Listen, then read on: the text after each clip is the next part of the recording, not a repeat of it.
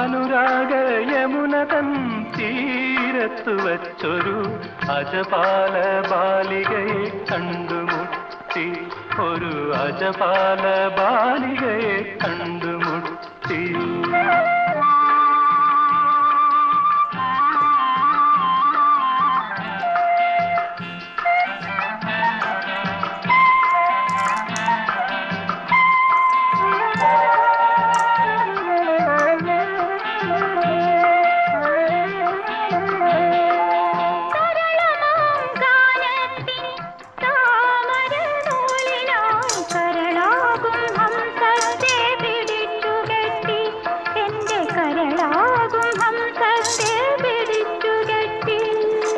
മറ്റാരും കാണാതെ മന്ദഹാസത്തിൻ്റെ മാതളപ്പൂക്കൾ